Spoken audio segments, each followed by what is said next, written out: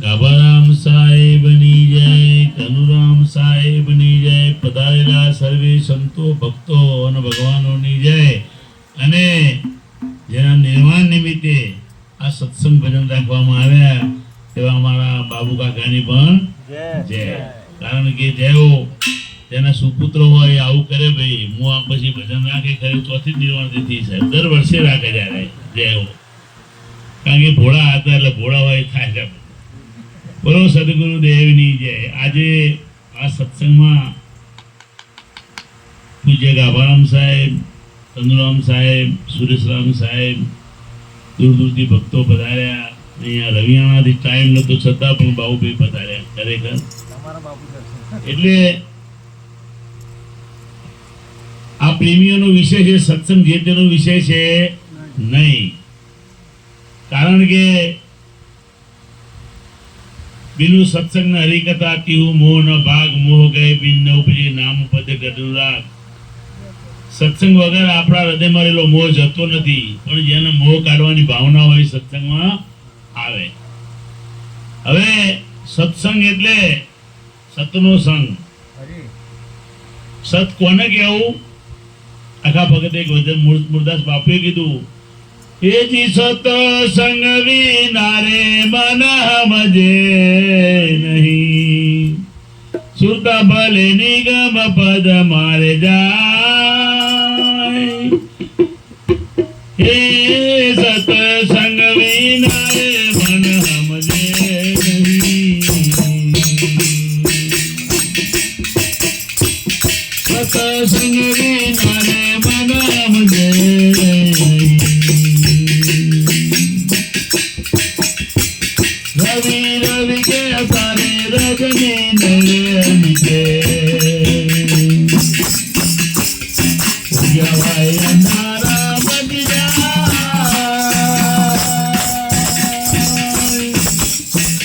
રવિ રવિ કે તારે રજની નયન કે ઉજવાય નારા બની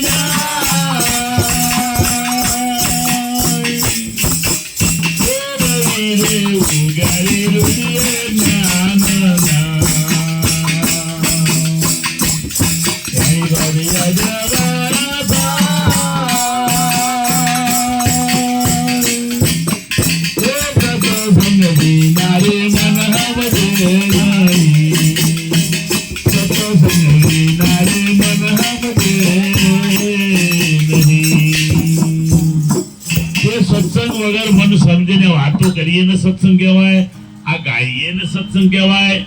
પણ મહાપુરુષો વાણી દ્વારા આપણને ઈશારો કર્યો છે કે વાણી ગાવી જરૂરી છે, ભજન ગાવું એમાં સાર પડેલો છે. એ સાર આપણને શું કહે કે ભાઈ રવિ રવિ કહેતા રજની તમે સત્સંગ કર્યો કે ભાઈ સત્સંગમાં જઈ આવ્યા. પણ મહાપુરુષ કે સત્સંગ કહેવો કોને? તો એક દ્રષ્ટાંત આપ્યું કે આપણે રાત છે હવે બોલીએ કે રવિ એટલે સૂરજ, રવિ રવિ રવિ રવિ રવિ કરે તો કોઈ દિવસ થવાનો નથી. એ તો ઉગે એટલે અંધારાને કઈ કેવું ના પડતું ભાગી જાય. એ તો ઓટોમેટિક સૂરજ ઉગે એટલે અંધારું ભાગી જાય.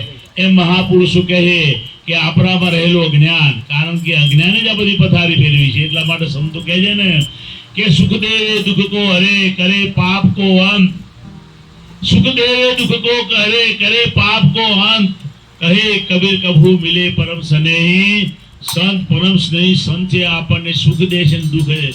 સુખ એટલે પોતાના આત્માનો આનંદ પ્રગટાવી દે છે, દુઃખ એટલે 84 દુઃખમાંથી આપણને મુક્ત કરી દે છે. માટે બોલવાથી ગુરુ ગુરુ કરીએ, કદાચ આપણે ગમે ત્યાં શબ્દો બોલીએ પણ જો શબ્દનું કહેવાથી કઈ થતું નથી. જો એનું આપણને જ્ઞાન થઈ જાય તો આપણો મેળ પડી જાય. એટલે મહાપુરુષો કહે છે કે આ બોલવાનો વિષય નથી, બોલો ભલે, ભજન ગાઓ ભલે, પણ એને ઓળખતા શીખી.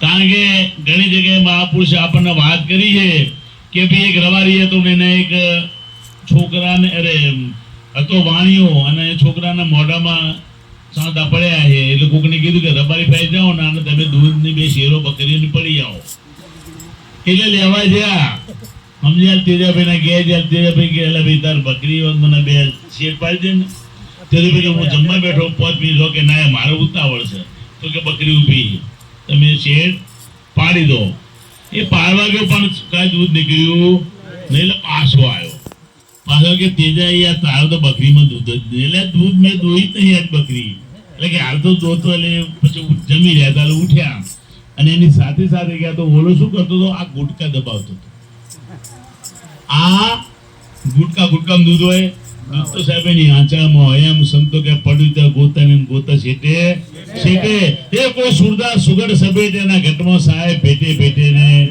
ભેટે એટલે આ બોલવાનો વિષય નથી પણ અનુભવ કરવાનો વિષય છે પછી બીજા ચરણમાં કહે છે મહાપુરુષ કે એ જળ જળ કે તારે તરસ નહીં મિટે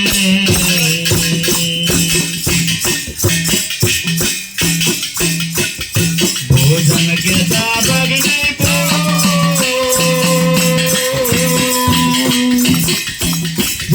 જળ કે તારે તરસ નહીં મિટે ભોજન કે દાબગ નહીં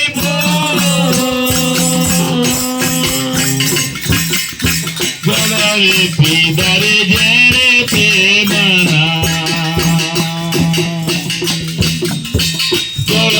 પીદારે જેને પ્રેમના એમ બોલ્યા ગુરુ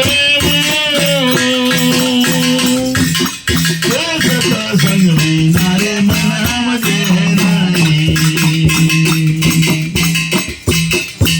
સમજે સંગ વિનારે મન સમજે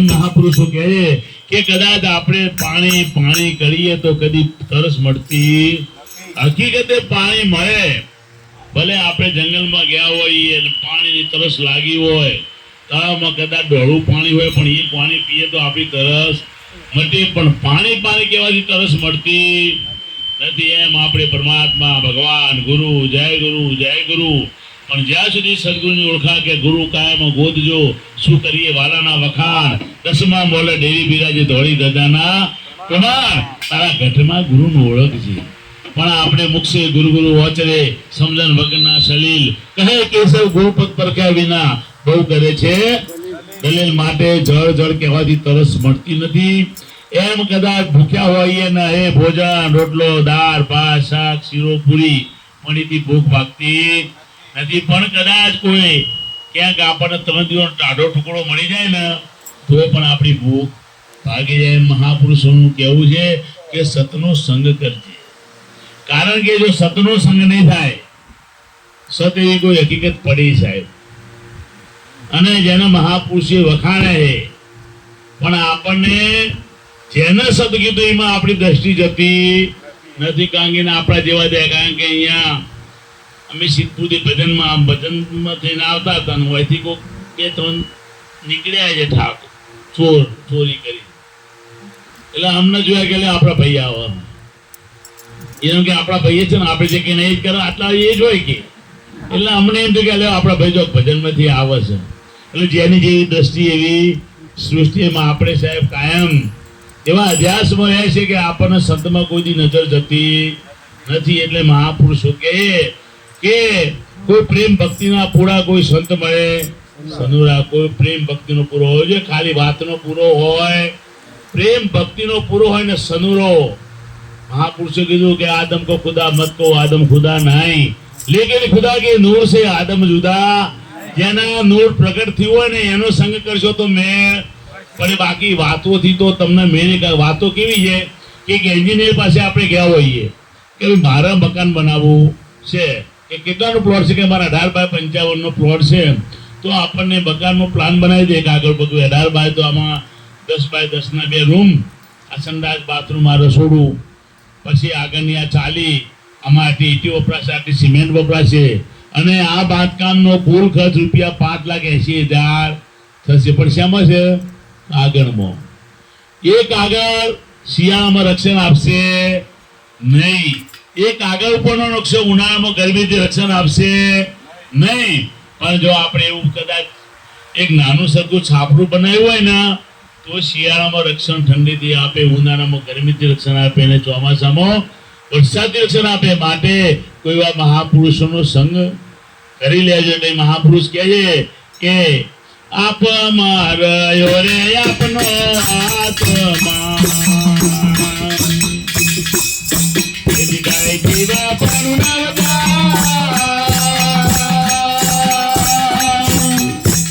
આપ માર્યો રે આપનો આત્મા ગાય પીવા પાનું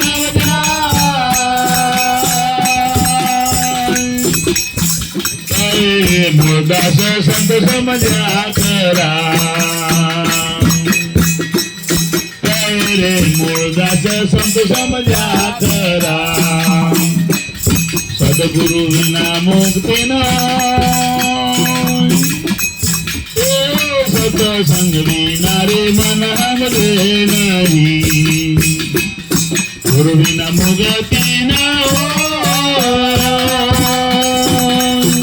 સત્સંગ વિના રે મન હમરે નહીં, સત્સંગ વિના રે મન હમરે. અરે બધાના ઘટમાં આત્મા છે જ, કોઈ આ ગઢ ખાલી સબગઢ મેરે સાંઈ કોઈ ગઢ ખાલી નહીં, પણ બલિયારી વો ગઢ કી જો ગઢ પ્રગટ, જેને પ્રગટ કર્યો હોય એ ધન્યવાદ આપે છે.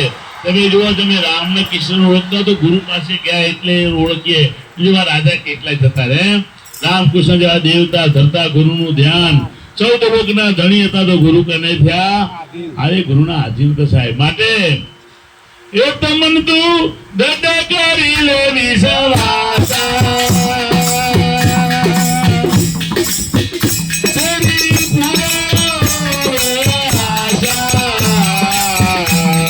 સદગુરુ હે સાચા, હે સાચા, હે સાચા.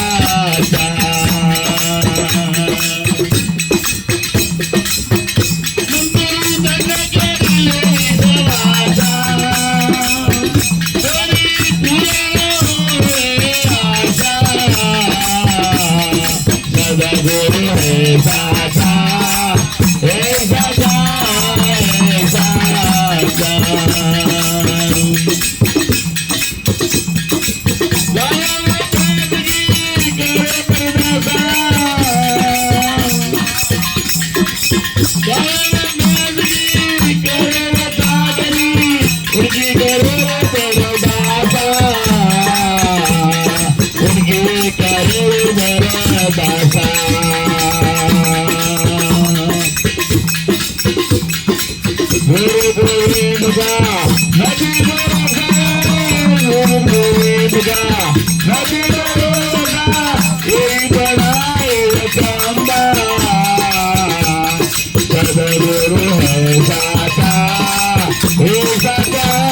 હે સાચા.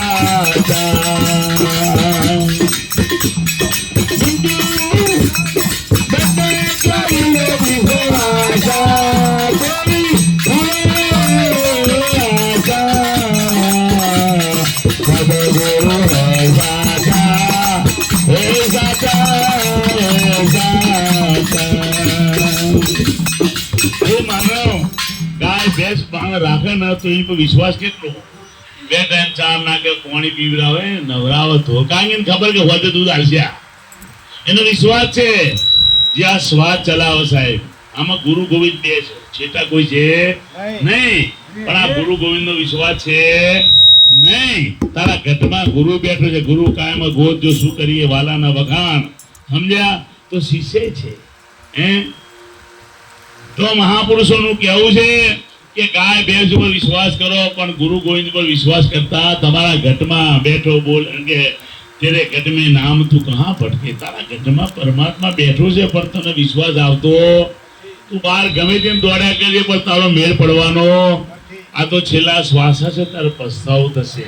એમ મહાપુરુષો કહે છે ગુરુ ગોવિંદ નો ભરોસો નથી. અને આપણે એને આ એક નવાઈની વાત છે. આ જગતમાં એ નિયમ જુઓ, અને તો આ જગતમાં તમે જોઈ લો કે નરસિંહ મહેતા બ્રાહ્મણનો દીકરો હતો, જેના ગુરુ ભણ્યા દામોદર ભંગી, અને એ